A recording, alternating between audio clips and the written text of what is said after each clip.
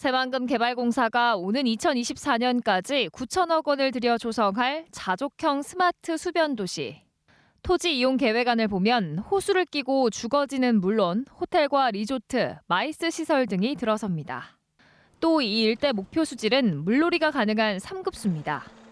하지만 내년에 새만금 2단계 수질 개선 사업이 마무리되는 가운데 시민사회단체를 중심으로 목표 수질 달성이 어렵다는 여론이 확산하고 있습니다. 새만금의 수질을 봤을 때 담수화를 하면 6급수 이하의 최악의 수질로 악화될 것이다라고 하는 건 불을 보듯 뻔하다라고 생각을 하고 있죠. 그러면서 앞으로 1년 동안 새만금 담수 호화를 추진해보고 결과에 따라 해수 유통 여부를 결정하자고 주장합니다. 하지만 전라북도는 우선 내년 9월로 예정된 환경부의 수질 평가 결과를 기다리자는 입장입니다. 특히 새만금 내부 수면이 바깥쪽 해수면보다 1.5m 낮아야 사업 추진이 가능한 만큼 신중해야 한다고 강조합니다. 이제 국가 정책이 이제 20년 이후에 어떻게 결론이 날지는 모르기 때문에 해수 유통을 하더라도 마이너스 1.5를 유지하지 않으면 NP상 드러나야 할 땅들을 확보를 못 합니다. 공공주도 매립으로 새만금 내부 개발이 이제 겨우 속도를 내게 됐지만 목표 수질 달성과 해수 유통 여부를 두고는 논란이 이어질 것으로 보입니다. 네, 시청자 여러분 안녕하십니까? 생방송 심층토론입니다. 새만금 국제협력용지에 들어설 수변도시 건설이 탄력을 받고 있습니다. 새만금 개발공사가 주도하는 공공주도 매립 선도 사업이 바로 정부의 예비 타당성 조사를 통과했기 때문이죠. 정부는 이곳 수변도시를 스마트 도시, 수변도시, 또 친환경 도시, 이른바 자족형 스마트 수변도시를 만들겠다고 밝혔습니다.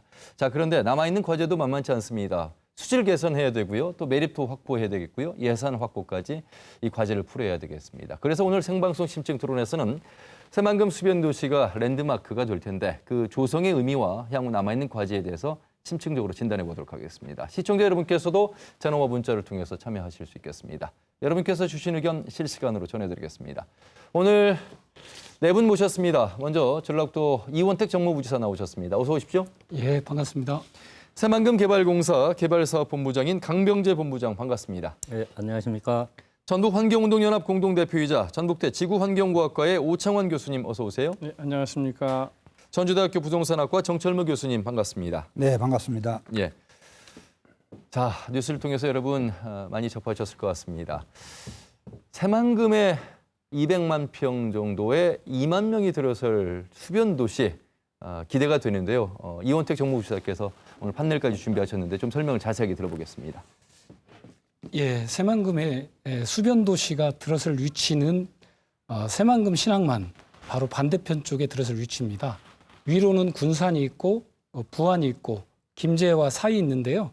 고군산 군도 들어가는 초입부에 200만 평을 9천억을 들여서 수변 도시로 조성할 예정입니다. 예.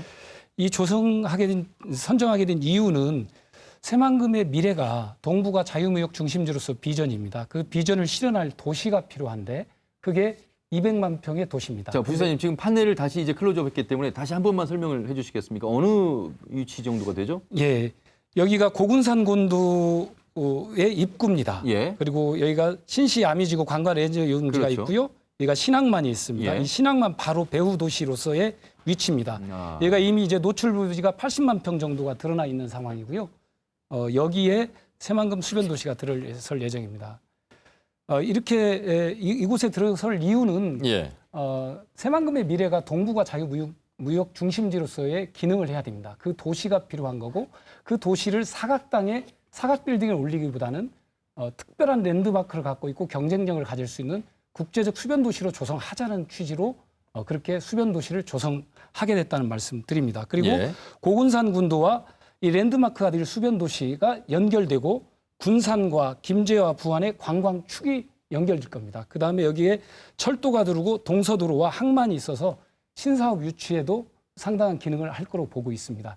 이런 취지 속에서 새만금 수변 도시가 새만금 개발공사의 1호 선도 사업으로 자리를 잡게 된 것입니다. 예.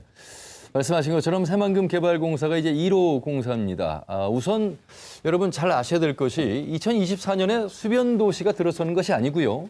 새만금개발공사가 9천억을 들여서 이제 매립과 부지 조성을 하는 것이 2024년까지입니다. 그 이후에는 어떻게 이제 도시가 가능한 것인가? 이것은 강병재 본부장님 통해서 좀 말씀 들어보겠습니다. 예, 안녕하십니까. 방금 그 정무 부지사께서는 도시가 들어설 위치 그리고 도시가 갖는 의미에 대해서 잠깐 언급을 해주셨고요. 저는 이 도시가 어떤 시설이 유치가 되고 앞으로 어떻게 활성화될 건지에 대해서 판넬을 통해서 간단히 설명을 드리도록 하겠습니다. 지금 이 판넬이 잘 끌어줘야 되는지 모르겠지만 예.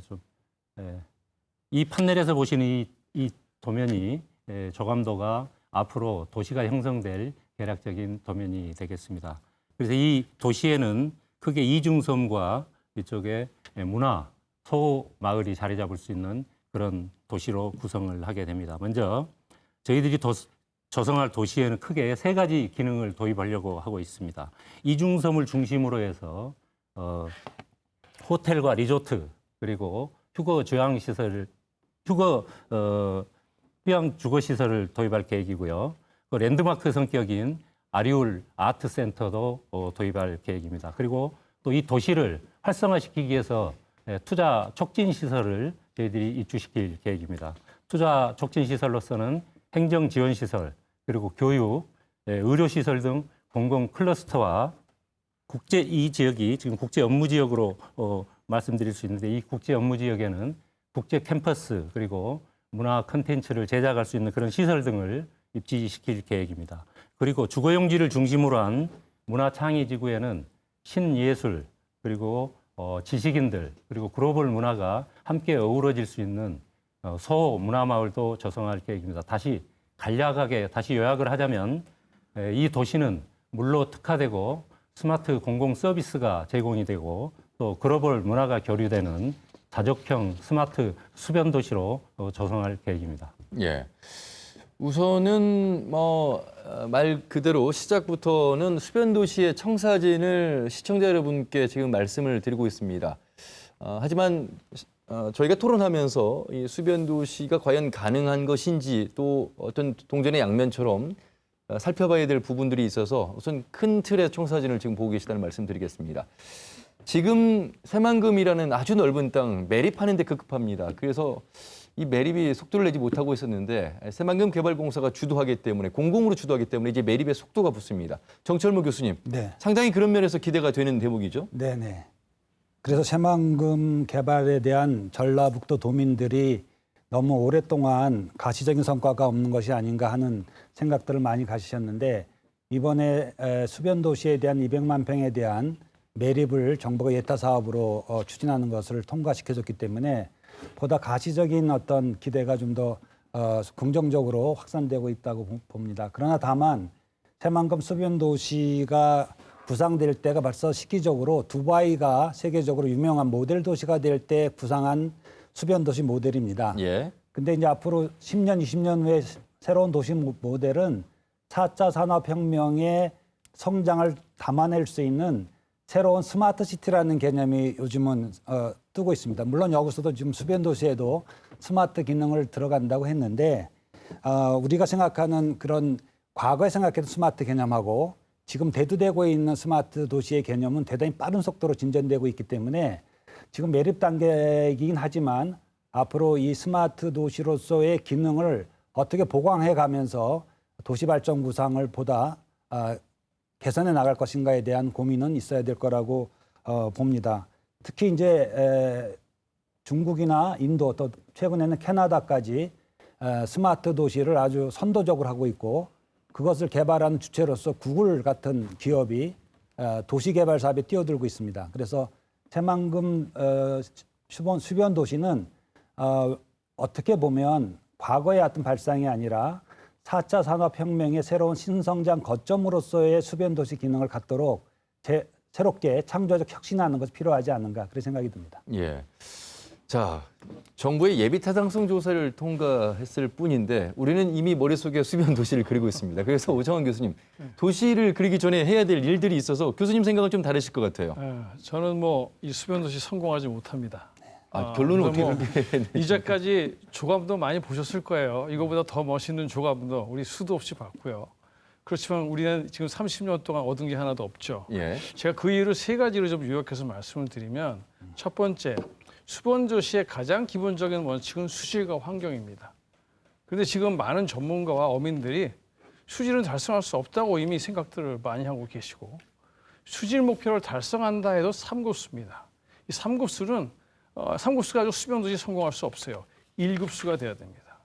1급수가 되려면 부분적인 해수 유통을 하지 않고서는 불가능한데 그런 것이 계획에 포함되어 있지 않죠. 따라서 3급수에 더럽고 오염된 곳에 누가 수변도시를 들어오려고 하겠습니까? 이것이 첫 번째 이유고요. 두 번째는 여기에 인구가 유입될 수 있는 요인이 있어야 되죠. 관광이 활성화 이미 돼 있고 수산업도 활성화가 돼 있고 산업도 활성화가 돼 있다면 많은 사람들이 여기서 들어오고 싶어 하겠죠. 하지만 이런 준비가 하나도 안 돼 있는데 땅만 만든다고 들어오진 않죠. 지금 새만금이 30년 지났지만 5개 기업밖에 들어오지 않지 않았습니까? 뭔가 들어올 수 있는 요인들을 만드는 것이 먼저인데 지금은 그런 것도 없이 어떤 그 장밋빛 미래만 너무 제시하고 있기 때문에 선우가 바뀌었다. 그렇기 때문에 여기는 유령 도시가 될 수 있는 겁니다. 많은 분들이 푸동은 그렇게 빨리 되는데 새만금은 왜 안 되냐 이런 말씀을 많이 하세요. 푸동 옆에는 상하이가 있습니다. 상하이는 어마어마한 사람들이 오고 비행장도 모자르고 굉장히 많은 사람들이 필요했기 때문에 푸동은 빨리 갔던 것이죠. 근데 새만금에는 그런 요인이 지금 없어요. 그렇기 때문에 앞으로 누가 투자를 할 것인지 난 좀 걱정이 매우 됩니다. 그리고 세 번째로는 여기 매립한 지역의 땅은 지진에 매우 약하죠.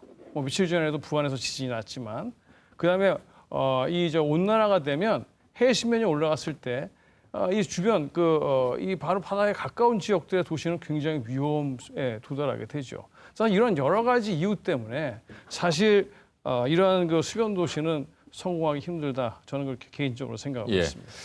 자, 그 뭐 상해 푸동과 중동 두바이를 시작부터 비교를 해주셨습니다. 자, 그러면 우리 자체만으로 문제 제기를 하신 이 세 가지의 과제는 분명히 아마 이원택 부지사님을 비롯해서 많은 전문가들이 고민을 하고 계실 부분인데 기대 효과를 건너뛰어서 그러면 수질 개선이 이게 가장 중요합니다. 일단 뭐 물이 급수에 해당되어야만 사람이 가서 살 텐데 그 이후에 이제 전기라든지 에너지는 그 다음 문제겠습니다만 이원택 부지사님 사실 뭐 VCR에서 인터뷰도 하셨습니다만 지금의 만경강 또 동진강 6급수, 4급수 아직 3급수까지 가는 데는 과제가 남아 있고 이것을 이제 내년 2단계 수질 개선의 평가를 바라보고 뭐 변화를 주시겠다 이런 인터뷰를 하셨어요. 예. 예, 그렇습니다. 수질 문제를 어떻게 보세요? 또는 일단 뭐 수질 문제가 쉽지 않은 과제임은 분명합니다. 그리고 이 수질 문제에 대해서는 뭐 정부와 또 광역도 또 해당 지자체 또 주민들까지 합심해서 풀어가야 할 숙제라고 하는 것은 분명하다는 말씀드립니다.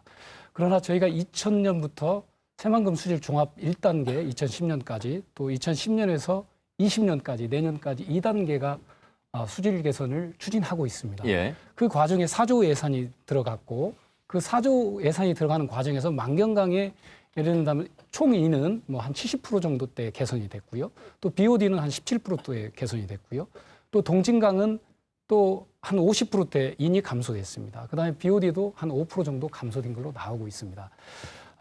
그렇다는 겁니다. 그러니까 지금 2단계 수질 종합 계획이 내년이면 마무리가 될 겁니다. 그 마무리가 될 때 그때 환경부 주관하에 이제 다부처 회의, 그러니까 아마 농식품부, 국토부가 함께 또 여기에 전문가들이 함께 이 부분에 대한 논의를 진행할 겁니다.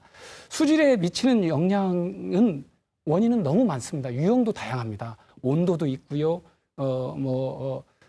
강우량도 있고 여러 가지 다양한 요인들이 들어가고 있기 때문에 이 부분은 2020년 환경부 주관 수질평가 때 우리 전문가들이 참여해서 전문가적 판단을 내려야 된다고 보고 있고요. 그러면 만약에 그 결과에 따라서 2020년에 발표가 돼서 3단계가 완성되지 않으면 이제 얼마 남지 않았습니다. 내년이기 때문에 그렇게 되면 이제 그러니까 해수 유통을 통해서 수질 개선을 하는 쪽으로 가는 겁니까? 거기에 결론이 경우의 수가 있을 거라고 봅니다. 그러니까 예를 든다면 3단계를 통해서 수질 확보가 가능하다라고 판단되면 3단계 종합수질 대책을 세워서 새만금호를 담수하는 방향으로 갈 거고요. 그러나 이게 도저히 수질 확보가 좀 어렵다는 결론이 난다고 한다면 또 다른 방향이 제시될 거라고 보고 있습니다. 이게 전면 해수유통이든 부분 해수유통이든 어떤 방안이 제시될 거라고 보고 있습니다. 그 부분에 대해서는 여기에 이제 전문가도 계시겠지만 예. 환경부 주관 하에 다부처 회의 속에서 전문가적 토론과 분석을 통해서 결론을 도출하는 게 저는 타당하다고 보고 있고요. 예. 다만 이제 조금 아까 이제 뭐 만경강이 6급수, 동진강이 4급수 이건 COD 기준인 거 아시죠? 예, 화학적 산소 요구량이죠. 예. 그러나 2016년도에 환경정책 기본법에 따르면 흐르는 하천 같은 경우는 BOD로 이렇게 기준을 잡고 있습니다. 예. 그다음에 호소, 정체되어 있는 호소 구간은 원래 COD로 하고 있는데 지금 TOC로 바뀌어가고 있죠. 총 유기탄소량으로 바뀌어가고 있습니다. 그러니까 아까 BOD 기준으로 할 때 만경강은 4급수, 그다음에 동진강은 3급수 정도로 지금 나와 있다고 보여집니다. 그건 물환경관리연구소에서 8일마다 체크하고 있는 데이터라고 제가 알고 있고요. 또 두 번째는 지금 현재 새만금호를 전북지방환경청에서 한 달에 한 번씩 수질을 체크하고 있는데 지금 도시 구간과 농업 구간이 4급수입니다. 근데 도시 구간은 3급수가 목표 수질이고요. 농업 구간은 4급수입니다. 그러나 이 부분에 대해서 여러 가지 또 복잡한 요인이 있습니다. 아직 담수를 안 했기 때문에 그렇게 나오지만 막았을 때는 또 수질이 더 악화될 거다. 여러 가지 복잡한 요인이 있습니다. 이 요인에 대해서는 또 유형에 대해서는 전문가적 판단과 분석이 필요하고 그 결과에 모두 다 수용을 해서 거기에 맞게 해법과 대책을 세워가야 된다고 보고 있습니다. 그러나 이 수변 도시와 새만금호의 수질은 연관이 돼 있습니다. 연관이 돼 있다는 말씀드립니다. 그러나 연관이 돼 있지만 또 다른 측면이 뭐가 있냐면 원래 이 부지는 NP상 매립을 해서 국제화 협력 용지로 개발을 해야 될 부지입니다. 아까 제가 사각당에 사각빌딩을 올리는 계획이 있는 겁니다. 이 부지는 NP상. 그러나 사각당에 사각 아파트나 건물을 올리기보다는 좀 특화시켜서 수변 도시 형태로 개발하자는 겁니다. 알겠습니다. 예, 그게 좀 또 다른 구분을 봐야 됩니다. 자, 이게 수질 문제 바라보는 시각이 좀 달라서 오창환 교수님, 정무지사님의 말씀을 들으셨는데요. 말씀하신 대로 요즘에 그 COD라고 하는 기준이 빠지고 총 유기물로 바뀌었거든요. 그런데 이제 저는 거기에 대한 정부의 시책에 문제가 있다고 생각을 합니다. 왜냐하면 BOD는 생물학적으로 오염물을 분해할 때 소모되는 산소예요. 그러니까 BOD가 많으면 오염이 됐다는 것이죠. COD는 생물학적으로 분해되는 데 필요한 산소뿐 아니라 화학물질을 화학적으로 분해하는 데 필요한 산소도 포함하고 있습니다. 그러니까 생물학적으로 화학적으로 분해되는 데 필요한 총 산소가 바로 COD죠. 따라서 COD가 실질적으로 오염 상태를 나타낼 수 있음에도 불구하고 환경부에서 이것을 뺀 이유를 저는 사실 이해할 수가 없고요. 그다음에 이제 최근에 그 카본 데이터는 최근에 들어왔기 때문에 사실 1990년도부터 현재까지 비교할 수 있는 것은 COD가 더 정확합니다. 그래서 제가 좀 자료를 좀 보여드리면 이렇습니다. 여기 이제 이 자료를 좀 보시면 잘 안 보이실 수 있겠지만 이 윗부분이 만경강이고요. 아랫부분이 동진강입니다. 윗부분에 보시면 여기 연도가 1990년도 새만금 사업이 시작해서부터 올해 2019년까지 그다음에 이 빨간 걸로 표시된 것이 만경강이 들어오는 유입구에 가까운 쪽의 수질이고요. 이 초록색으로 보이시는 것이 수문에 가까운 겁니다. 그런데 만경강 유역은 목표가 지금 4급수인데 이미 5급수, 6급수를 막 왔다 갔다 하고 있죠, 이미. 그다음에 수문 근처는 3급수여야 되는데 이미 뭐 4급수 넘어간 데이터들이 나오고 있고요. 근데 중요한 건 뭐냐면 수질 대책을 계속 하고 있는데 불구하고 전혀 상관없이 새만금 수질은 계속 나빠지고 있다는 겁니다. 이것은 또 특히 보시면 이 2006년도에 새만금 물막이가 한 다음에 급격하게 나빠지죠. 즉 바닷물이 들어오는 양, 그러니까 인간들이 정화할 수 있는 능력은 사실 굉장히 미약합니다. 따라서 해수가 정화하던 역할을 못하게 되면 그만큼 수질이 나빠진다는 걸 의미하죠. 계속적으로 나빠지고 있고 또 이것이 앞으로 지금 그래도 해수가 유통되고 있는데 만약 해수 유통이 안 된다면 우리가 보기도 뻔한 것이죠. 여기에 또 오염을 많이 발생시킬 수 있는 도시나 산업단지가 들어온다면 뭐 이건 누가 봐도 수질은 달성될 수 없다라는 걸 알 수 있는데 이런 것에 대한 준비를 지금 시작하지 않는다는 것은 굉장히 심각한 문제다 이렇게 말씀을 드릴 수 있겠습니다. 예. 동진강도 참 거의 마찬가지고 동진강은 안타깝게도 이 동진강 유역 부분이나 배수관문 부분이 모두 다 이미 오급수가 돼 있다는 아주 심각한 상황을 확인했습니다. 예. 자, 다른 분들의 의견도 좀 들어보겠습니다. 예. 강병재 본부장님. 예, 저는 그 해수 유통이라는 부분을 수변도시 조성 관점에서 한번 말씀을 드려보겠습니다. 물론 수변도시 조성을 위해서 건전한 수생태계를 확보해야 되고 또 친수 공간을 확보해야 된다는 것에 대해서는 당연하고 또 공감을 합니다. 그중에서 또 그렇게 하기 위해서는 수질을 현재 정부에서 정하고 있는 목표 수질 이하로 관리를 해야 된다 하는 것도 공감을 하고 예. 있습니다. 그런 목표 수질 이하로 수질을 유지하기 위해서 또 시민단체나 그간 주장해왔던 해수 유통도 한 가지 방안이라고 생각을 합니다. 다만 해수 유통이라는 것은 지금 새만금 전체가 개발하기 위해서는 어떤 구체적인 계획을 가지고 실행을 하기 때문에 해수 유통을 하게 되면 세 가지 관점에서 들여다봐야 된다고 생각을 합니다.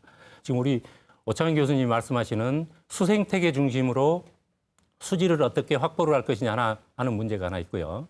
또 하나는 그간에 30년에 거쳐서 새만금을 투자해서 개발을 해놓은 이런 사업들, 이것에 미치는 영향이 어떻게 될 것이냐 하는 것을 또 한번 점검을 해봐야 되겠고요. 또 전체 한 94평방킬로미터에 달하는 농지를 지금 조성을 하고 있습니다. 그럼 이 농지를 어떻게 기능을 하게 할 것이냐, 즉 농업용수를 어떻게 확보할 것이냐 하는 부분, 이 세 가지를 크게 들여다봐야 된다고 생각을 합니다. 수질이나 수생태계 문제는 우리 오 교수님이 잘 설명해 주셔서 제가 덧붙일 얘기는 없을 것 같고요. 다만 저는 도시개발 측면에서는 지금 방송 첫에 나왔지만은 내측 수위가 해발 마이너스 1.5m입니다. 예, 예. 그리고 외측 수위는 만조위 수위가 3m입니다. 그래서 실질적으로는 외측하고 내측이 최고 4.5m의 수위 차이가 나도록 지금 계획이 돼 있습니다. 그렇죠. 그런데 만약에 이걸 관리 수위는 마이너스 1.5m 이상으로 수위를 유지하는 해수 유통이 이루어진다면 지금까지 조성이 되고 있는 기반시설, 도로를 포함한 기반시설이나 농지나 산업용지, 그다음에 지금 저희들이 계획 중인 도시용지는 전면적으로 수정이 불가피합니다.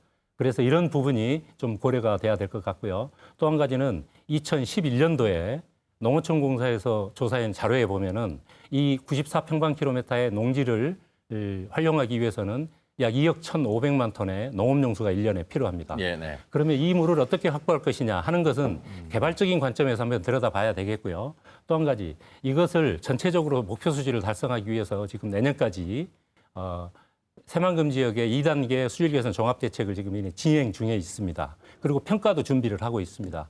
그래서 지금 예산을 해서 이걸 어떻게 하자 하고 논쟁을 하는 것보다는 발전적인 방향에서 내년도에 종합적인 결과가 나오는 시점에 다시 공론을 하는 게 현실적이지 않나 이렇게 생각을 합니다. 예. 담수를 하면 당연히 물은 뭐 고이면서 수질이 나빠지겠죠. 그런데 담수를 해야만 묻이 드러나면서 6개 용지에 이제 개발을 할 수 있는 상황인데, 개발은 개발대로 가야 되겠습니다만 이 수질이 또 확보가 돼야 되는 그런 숙제 속에서 지금 고민을 하고 계시는데, 내년에 2단계 수질 평가가 나오니 그것을 보고 그때 다시 방향을 잡아보자라는 게 이제 도와 새만금 개발공사의 입장이셨고, 자, 혹시 정철모 교수님 이 수질과 관련해서 하실 말씀 있으십니까? 아니면 바로 메리트로 이제 좀 넘어가 볼까 하는데. 메리트로 그냥 넘어가시면 될 것 자, 같아요. 그러면 여러분, 이 200만 평을 이제 매립을 해야 됩니다. 핵심은 2024년까지 매립과 부지 조성을 하는데 핵심이 있습니다. 그 다음은 이제 업체가 들어와서 건물을 지어야 되는 그 부분은 이제 다음으로 넘어가고요. 과연 그러면 이 200만 평을 어떻게 매립할 것인가? 매립토는 있는 것인가? 어떻게 매립을 할 것인가? 그리고 기반층이라는 것이 단단한 기반층까지는 해저로 한 30m에서 40m 내려가야 된다고 하는데 그만한 기반을 잘 다질 수 있을 것인가? 뭐 여러 가지 숙제가 남아 있습니다. 예, 정 교수님. 네.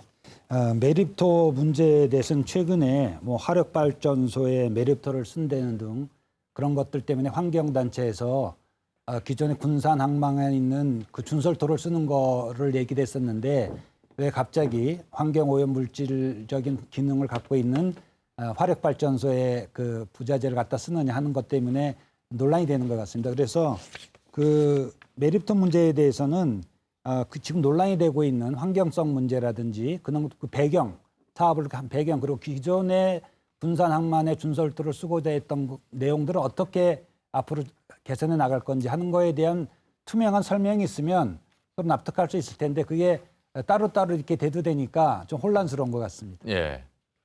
자, 그 도에서는 그러면 이제 이 메리프토 확보하는 것도 상당히 중요할 텐데요. 뭐 준설도 있을 것이고 가져오는 것도 있을 것이고 여기에서 이제 말씀하신 뭐 석탄재가 들어가는 부분에 대한 우려도 말씀하신 것 같은데요. 어떤 계획이십니까?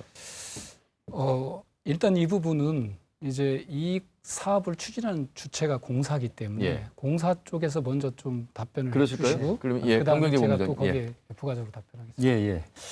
사실은 그 수변 도시의 경쟁력 확보를 위해서는 원가 절감이 가장 중요합니다. 그 중에서 메립토, 그러니까 매립공사가 전체 조성 공사비의 약 13% 정도를 차지합니다. 그래서 저희들도 지금은 현재 구상 단계지만 예비 타당성 조사 단계지만 이 예. 단계에서부터 메립토를 어떻게 확보할 것이냐 하는 부분에 대해서는 심도 있게 지금 고민을 하고 있습니다. 조금 전에 보여드린 그런 도시를 조성하기 위해서 전체 필요한 토량이 한 1,600만 입방 정도 됩니다. 그리고 이 지역 일부는 드러나 있지만은 실질적으로 호소에서 매립을 위해서 일어난 그런 부분이기 때문에 상당히 많은 매립토가 필요로 합니다. 그런데 이 매립토 확보를 위해서 즉 새만금 마스터 플랜을 수립하기 위해서 국토교통부에서 전문기관에 2011년도에 새만금 인근 지역에 매립토가 어떻게 확보할 수 있는지 조사를 했습니다. 예, 예. 그 조사에는 호소 내에서 그리고 호소 외까지 총 25개소에 대해서 조사를 했습니다. 그래서 이번 예비 타당성 조사에서는 일단 기본 설계 때는 다시 심도 있게 조사를 해야 되겠지만 예비 타당성 조사 단계이기 때문에 2011년도에 조사해놓은 자료를 가지고 저희들이 매립토를 어떻게 조달할 건지를 판단을 했고요. 그 구체적인 내용을 보면은 동진강 하구에서 약 1,100만, 예. 그리고 조성하고자 하는 수변도시 북측 지역에서 약 500만에서 1,600만을 확보하는 걸로 되어 있습니다. 최근에는 그 태양광을 설치하기 위해서 수상태양광 지역에 매립토, 준설토 일부가 활용할 수 있지 않냐 이런 방안도 얘기가 되고 있습니다. 그래서 이런 부분은 저희들이 기본 설계 과정에서 이전에 조사했던 준설토 이 부분에 대한 것을 다시 심도 있게 현장 조사를 통해서 또 토질이나 운반 거리 이런 걸 종합적으로 분석을 해서 가장 경제성 있는 매립토를 확보하도록 그렇게 하겠습니다. 예. 이게 굉장히 중요한 대목이어서 그러니까 연약한 지반은 이제 뭐 포항처럼 지진이 일어났을 때 액상화 현상이 일어나서 이제 위험 요소가 있어서 상당히 단단하게 다져야 되는 부분이어서 그 부분에 대해서 걱정들을 많이 하시는 것 같아서요. 예, 이원택 부지사님. 예, 그 부분에 대한 걱정과 우려가 실제 있을 수 있다고 예. 보고 있습니다. 그리고 우리 대한민국도 지진의 안전지대는 아니기 때문에 저희들도 걱정을 많이 합니다. 그러나 지금까지 우리 대한민국에서 822개의 매립지가 있었습니다. 예. 간척해서 매립했던 데가 있고 지금 농업용지로도 쓰이고 도시로도 개발되어 있습니다.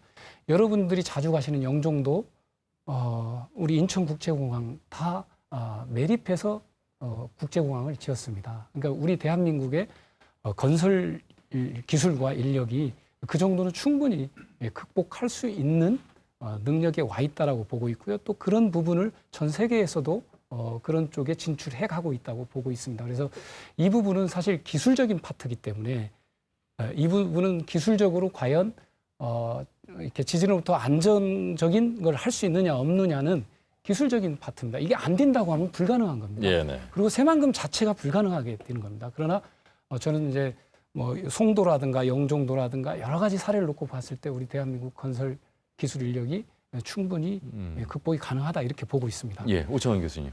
예, 그 얘기를 매립토 전에 아까 이제 해수 유통에 대한 방안을 좀 말씀을 드려야 될 것 같아요. 예.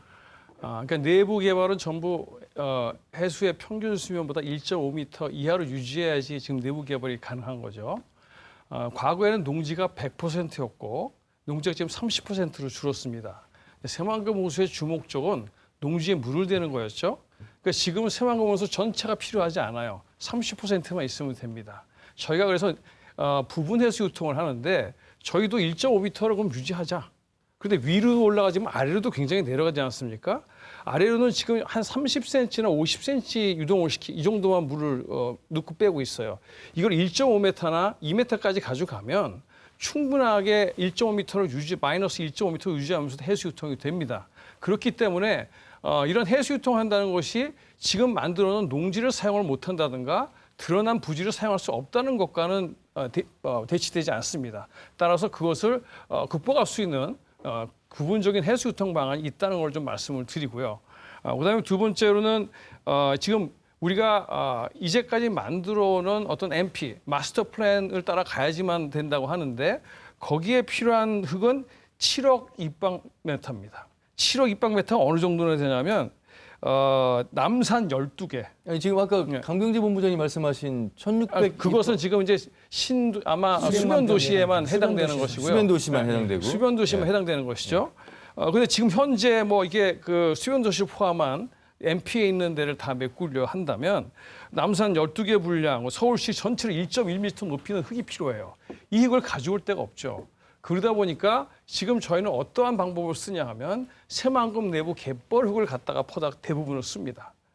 그러다 보니까 새만금 내부에 있는 그 갯벌들은 잔모래나 점토질이에요. 따라서 이것만 가지고는 우리가 매립하는 땅에 위에 2m, 3m 정도로는 적합치가 않아요. 이거 어디서 가져와야 되는데 30km 내에 이거를 공급할 수 있는 데가 없어요.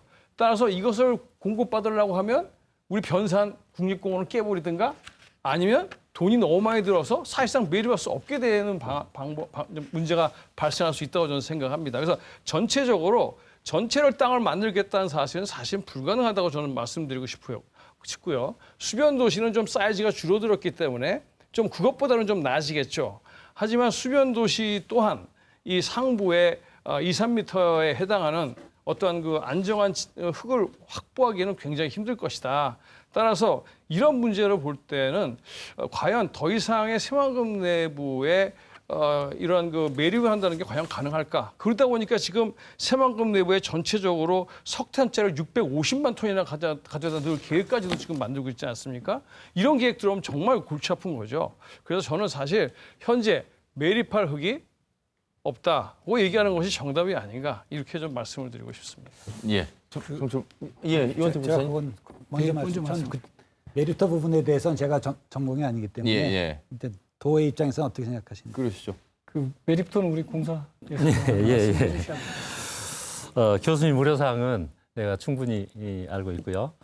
다만 이제 최근에 그 메립토를 활용을 해서 그러니까 내측에 새만금 호수 내측에서 준설을 통해서 조성 중인 남북도로나 동서도로로 와서 보시면 그게 토사가 그 지금 그 하저에 그러니까 호수 밑에 있는 토사가 어느 품질인지를 아마 확인을 하실 수가 있을 겁니다.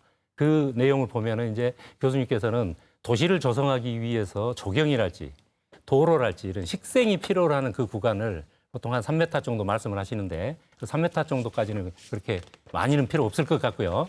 그래서 이제 그런 부분, 그러니까 매립토를 어디서 확보할 거냐, 또 도시를 어떻게 조성할 거냐 하는 그런 구체적인 부분은 상당히 기술적인 부분이고 또 심도 있게 검토를 해야 되는데 아직 이 단계에서는 구체적으로 저희들이 어디서 확보를 하겠다 하는 것은 정확하게 말씀드릴 수 있는 단계는 아니고요. 저희들이 한 8월 달이 되면은 이제 기본 설계를 진행을 하게 될 겁니다. 그럼 기본 설계를 진행하게 되면 가장 가까이 있고 양질의 토사가 어디 있는지를 재료원 조사부터 시작을 할 겁니다. 물론 마스터 플랜을 수립을 할 때 그러한 1차 조사는 이미 이루어져 있습니다.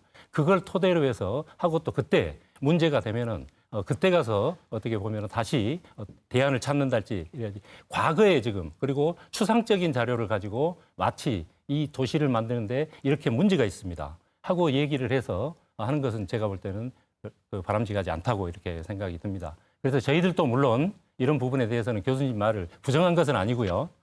잘 귀담아 들어서 그런 부분이 해소될 수 있도록 설계 과정에서 심도 있게 검토하도록 그렇게 하겠습니다. 네. 제가 좀 한 말씀 드리면 이렇게 큰 도시와 마스터 플랜을 짜려면 흙이 충분히 확보할 수 있다는 것이 판단이 돼야 시작하는 거 아니겠습니까? 그런 것을 계획을 먼저 만들어 놓고 흙 확보 방안을 그때 가서 알아보겠다. 굉장히 이건 그 마스터 플랜 치고는 너무 문제가 있는 것 같아요. 그래서 지금 우리의 새만금 계획들은 사실 구체적인 어떠한 충분한 계획이 없이 그냥 계획만 제시하는. 그러니까 쉽게 얘기하면 제 생각을 얘기하자면 그냥 막 제시하는 거. 그러니까 뭔가 데이터는 제시하면 그 나중에 제시하겠습니다. 그런데 뭐 이렇게 잘 될 거예요. 저는 사실 그거는 문제 있는 거라고 생각을 합니다. 예, 제가 제가 잠깐 거기에 대해서는 네, 말씀하시죠. 마무리하도록 하겠습니다. 지금 제가 데이터가 없이 얘기를 한 게 아니고요. 오늘의 토론 주제가 우리 오 교수님이 나오셨기 때문에 수질일 거다 하고 예측하고 제가 수질 자료만 충분히 준비를 해왔는데 네. 사실은 메립토는 이렇게 나올 줄은 몰랐습니다.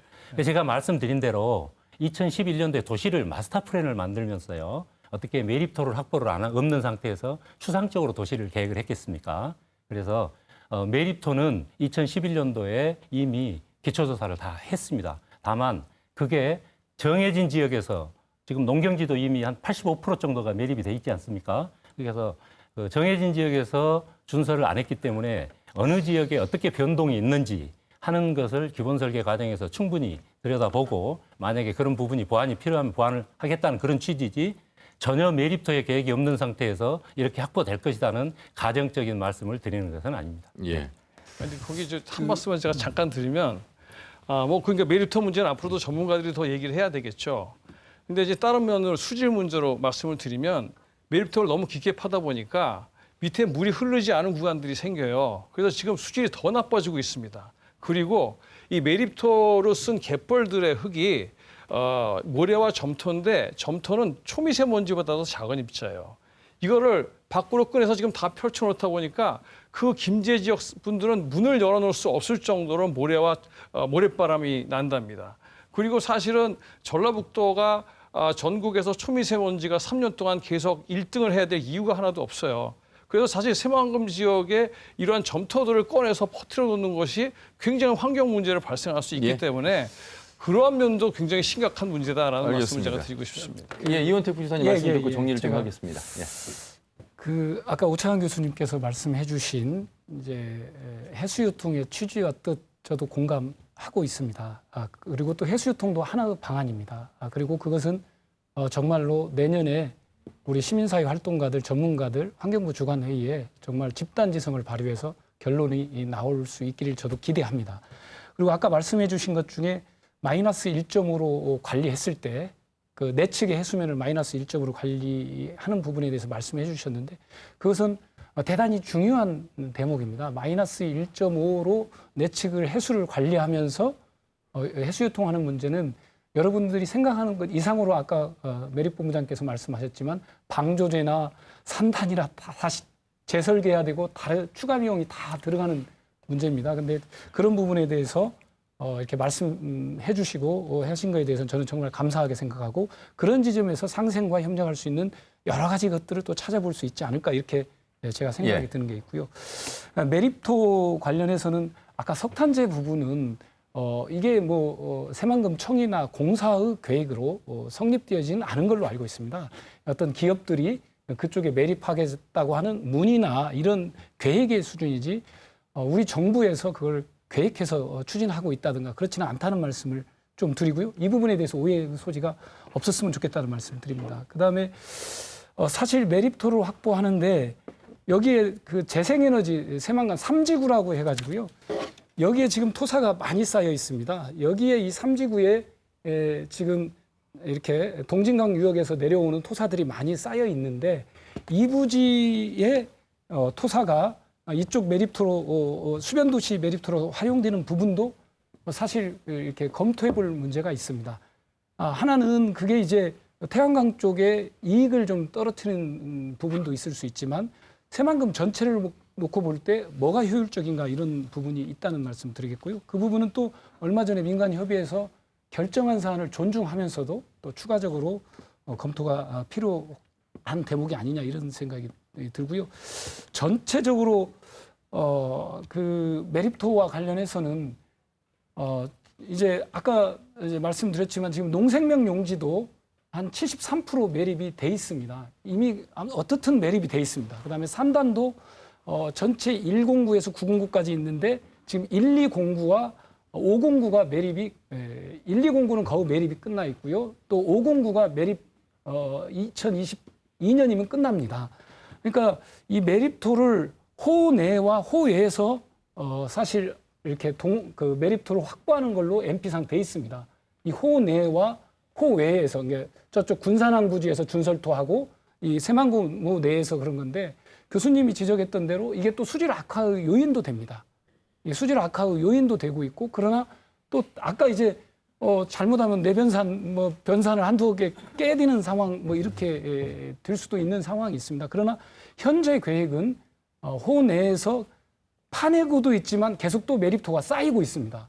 지금 이 수변 도시에도 80만 평의 매립이 지금 노출 부지로 드러나 있거든요. 또 쌓이고 있는 게 있다는 말씀 드립니다. 그래서 이 부분에서 실시 설계 단계 때 아까 이제 보완도 해가고 대책도 좀 마련해야 하는 게 아니냐 이렇게 저는 보고 있습니다. 예.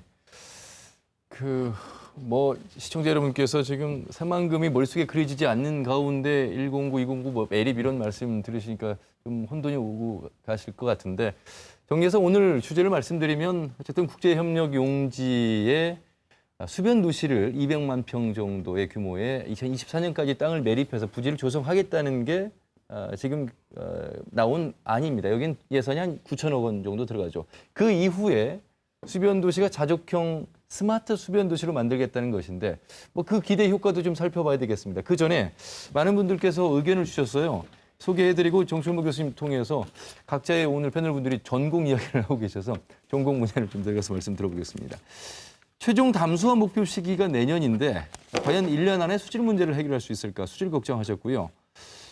새만금 현장에 가보셨나요? 역겨운 썩은 냄새가 진동을 합니다. 새만금 그만 우려 먹었으면 합니다라는 부정적인 시각 좀도 있었고요.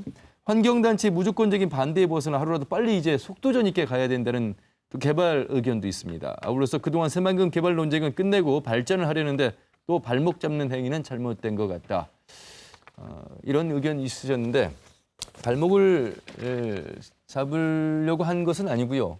수변 도시가 만들기 위해서 필요한 조건들, 수질과 또 매립토 이런 부분들에서 살펴보는 것이라고 말씀을 드리겠습니다. 자, 그러면 2024년까지 매립을 해서 부지를 조성했는데 그 이후에는 그러면 이제 국내외 민간 투자가 이루어져서 여기에 건물들이 들어서야 될 거 아닙니까? 리조트 들어서고 여러 가지 마이스 산업의 시설도 들어서야 될 텐데 과연 정철모 교수님 그런 면에서의 이루어진다면 기대 효과, 관광 효과, 경제 효과라는 게 있을 텐데 여기에 대해서는 어떻게 생각하십니까? 네, 그래서 지금 기존에 두바이를 모델로 한 새만금 수변 도시의 구상에 따른 개발의 파급 효과는 보고서에 다 나와 있는 거지만 우리가 새만금 수변 도시에 대한 기능과 역할을 저는 앞으로 4차 산업혁명 시대의 스마트 시티에 대한 것을 좀 더 강조한다면 국내적인 파급 효과뿐만 아니라 글로벌한 파급 효과도 가질 수 있다. 대한민국의 4차 산업혁명을 선도하는 테스트베드 지역으로서의 새만금 수변 도시라는 새로운 기능과 역할을 부여한다면 지금보다도 훨씬 더 개발 파급 효과에 대한 규모나 그 파급 효과의 지속성에 대해서는 좀 더 심층 있게 분석할 필요가 있다고 말씀을 드리고 싶고요.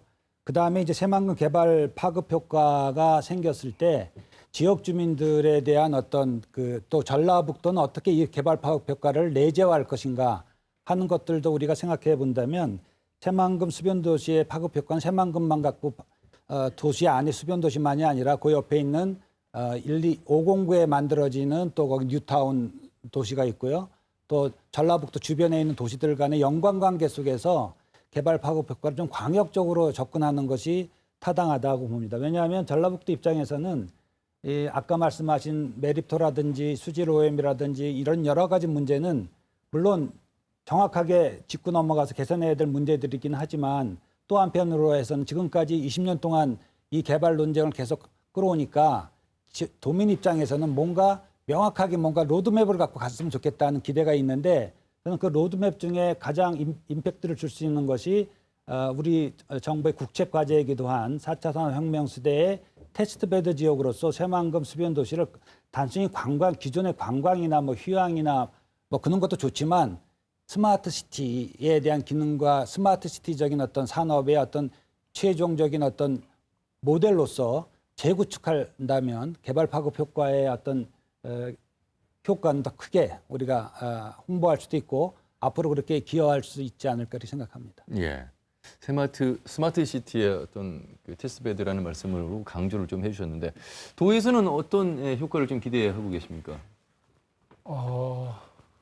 사실 이제 새만금이 근 올해를 한 28년 정도 됩니다. 사실 역대 정부에서 새만금에 대한 꿈과 환상을 도민들에게 줬고요. 그러나 사실 지지부진해 왔습니다. 그러나 이제 문재인 정부 들어와서 속도감 있는 새만금 개발을 하기 위해서 새만금 개발공사를 출범시켰습니다. 그 새만금 개발공사가 공공주도 매립을 하게 돼 있고 그 선도 사업이 바로 이 수변도시라고 보고 있습니다. 이 수변도시의 의미는 사실 우리가 새만금의 비전을 아까 말씀드린 동부가 중심의 자유무역 중심지로서 새만금이 대한민국의 어떤 성장 동력으로서 견인차를 하겠다는 거였거든요. 그 도시 기능을 할 수변 도시를 조성하는 겁니다. 그래서 사실 이 수변 도시는 앞으로 동부가 자유무역 중심지로서 환황해권 교역의 중심지로서 새만금이 나아가야 할 첫 출발선상의 도시 조성이다 이렇게 보고 있습니다. 그러나 이 도시 조성에 대해서 사실 이제 걱정도 많고 우려도 많고 또 꿈과 환상을 심어준다고 생각할 수도 있습니다. 그러나 문재인 정부가 이걸 새만금 개발공사를 통해서 9천억을 투입해서 하겠다고 하고 있습니다.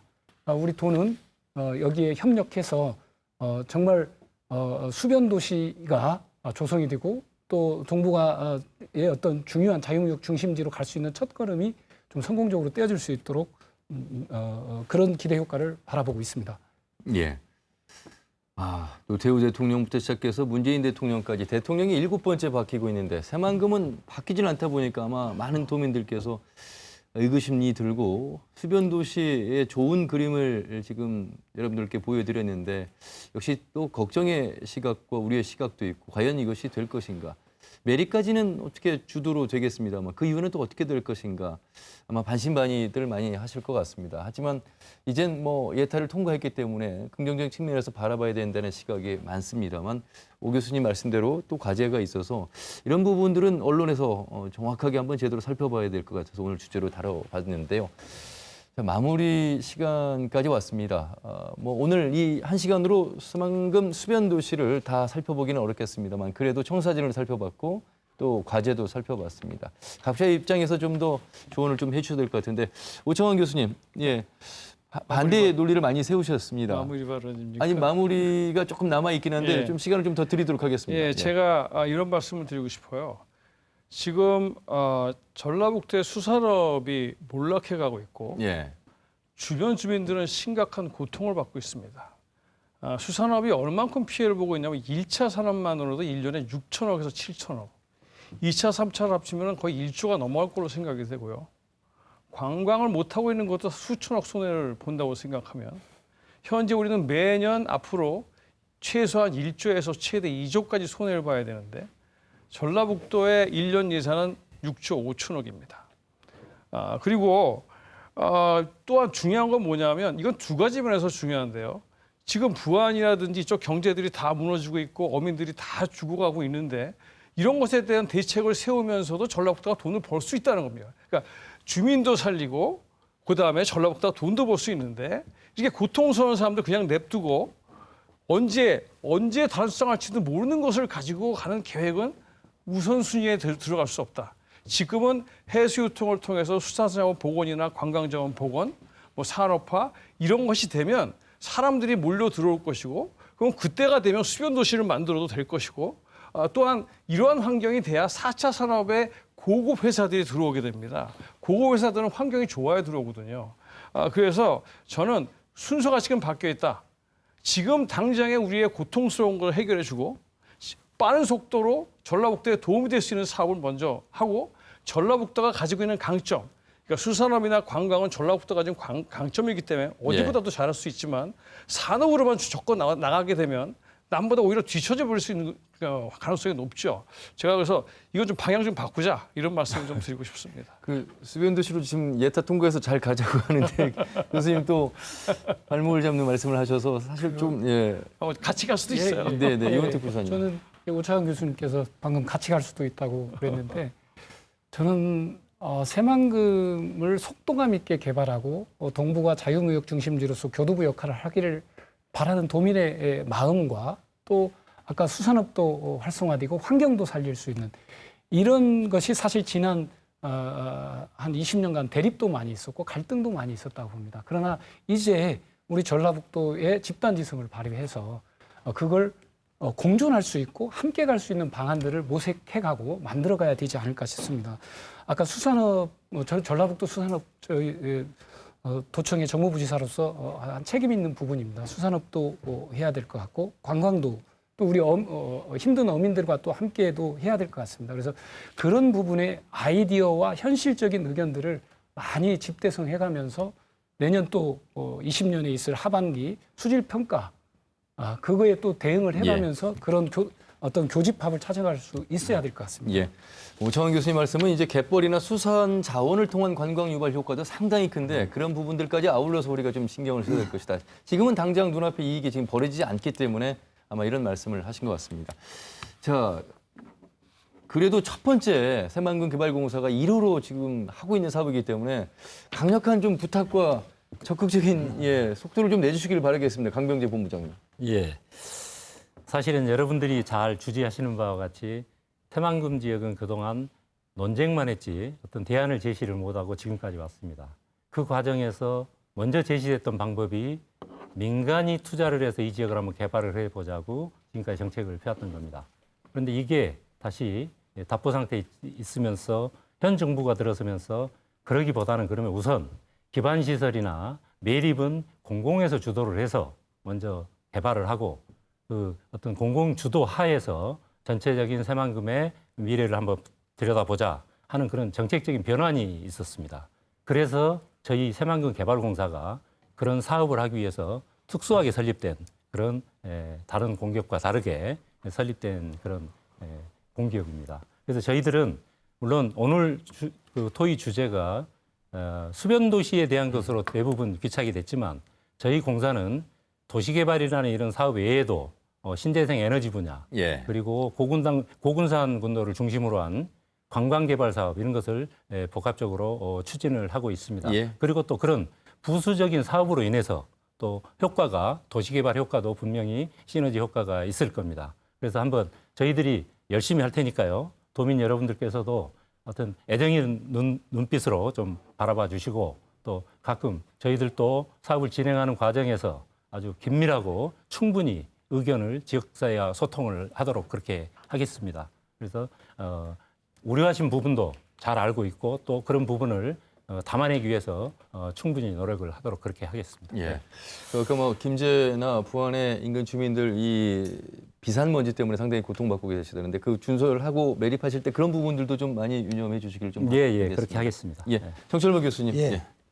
오늘 토론의 주제가 수변도시를 위한 예탁 9천억을 확보해가지고 이걸 매립하면 우리가 어떤 비전을 더 갈 것인가 했는데 오 교수님이 또 날카롭게 이 새만금 사업의 초기부터 있었던 수질 오염과 매립터 문제를 지적해 주셔서 공영방송에서 이런 걸 그 정연하게 드러낼 수 있다는 것은 참 감격이 되고요. 그러나 우리가 예타를 이렇게 추진하면서 개발 사업을 하면서 해갖고 추진할 때 알겠습니다. 환경 문제도 더더욱 더만 투자를 우리가 끌어올 수 있지 않을까 알겠습니다. 생각합니다. 예. 오늘 수변도시 관련해서 말씀은 여기까지 드려야 될 것 같습니다. 네 분 말씀 잘 들었습니다. 고맙습니다. 앞으로 진행되는 상황 가지고 스마트 수변도시에 대해서는 더 토론을 해보도록 하겠습니다. 함께해 주신 여러분 고맙습니다.